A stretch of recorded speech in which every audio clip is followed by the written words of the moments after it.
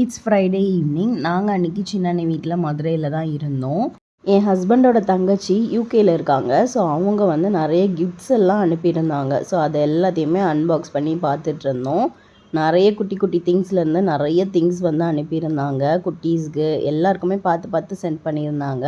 So அது எல்லாத்தையுமே open பண்ணி பார்த்துட்டு இருந்தோம். ஃபாரின்லேருந்து என்ன கிஃப்ட் வந்தாலுமே ரொம்ப ஸ்பெஷலாக இருக்கும். நமக்கு ஃபாரின்லேருந்து வர பர்ஃப்யூம், சோப்பு, தென் ஹேண்ட்பேக் இது எல்லாத்து மேலேயும் நமக்கு ஒரு கிரேஸ் இருக்கும். பட் நம்மளோட ரொம்ப நெருங்கின ஒரு ரிலேஷன் வந்து ஃபாரின்லேருந்து கிஃப்ட்லாம் சென்ட் பண்ணுற எக்ஸ்பீரியன்ஸ் இது தான் ஃபஸ்ட் டைம். ஸோ அது கூடவே ஒரு குட்டி க்ரீட்டிங் கார்டில் க்யூட்டாக அழகாக நோட்ஸ்லாம் எழுதி அனுப்பியிருந்தாங்க. எல்லாருக்குமே தனித்தனியாக நோட்ஸ் இருந்தது. அதை பார்த்ததுமே எல்லாருமே ரொம்ப எமோஷ்னல் ஆகிட்டோம். அன்றைக்கி நாள் அப்படி போயிடுச்சு. தென் நெக்ஸ்ட் டே வந்து ஆஃப்டர்நூன் லஞ்சுக்கு வந்து அண்ணி பக்கெட் பிரியாணி வாங்கியிருந்தாங்க.